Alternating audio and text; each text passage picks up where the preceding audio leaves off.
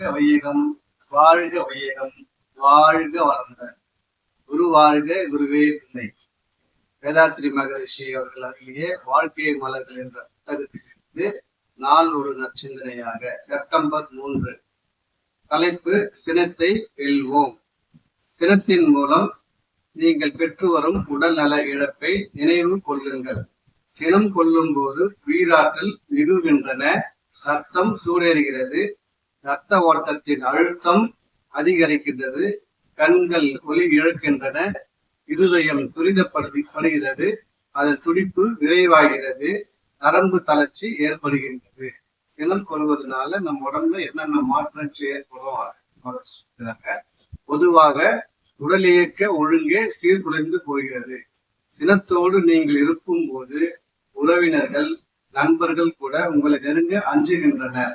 உங்கள் சினமானது மற்றவருக்கும் சினத்தை அல்லது வருத்தத்தை தூண்டுகிறது. இவற்றையெல்லாம் நினைவுக்கு கொண்டு வாருங்கள். சினம் ஒழிப்பு இன்றியமையாதது என முடிவு கிடைக்கும். தொடர்ந்து நினைவை செயல்படுத்துங்கள். இனி இந்த நபரோடு தொடர்பு கொள்ளும் போது சினம் கொள்ள மாட்டேன், மறதியின்றி விழிப்போடு இருப்பேன், எந்த நிலையிலும் சினம் கொள்ளாமல் இருக்க அறிவை பாதுகாத்துக் கொள்வேன் என்று நீங்களே மனதிற்குள் கூறிக்கொள்ளுங்கள். ஒரு வாரம் காலை மாலை உட்கார்ந்து சினம் ஒழிப்பு உறுதிமொழியை உருப்போடுங்கள்.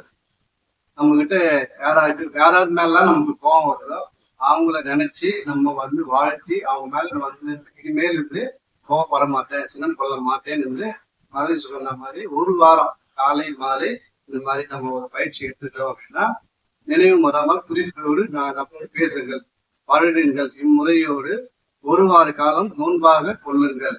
வெற்றி கண்டுவிட்டால் பிறகு எல்லோரிடத்திலும் சினம் கொள்ளாத வெற்றியை நீங்கள் நிச்சயம் எளிதில் பெற்று விடலாம். இந்த வகையில நம்ம கிட்ட இருக்கிற சினத்தை இந்த பயிற்சி செய்து சரி பண்ணிக்கிட்டோம் அப்படின்னா வாழ்க்கையை நமக்கு வெற்றியாக அமையும். சிந்தனை நிறைய செய்யணும். வாழ்க்கை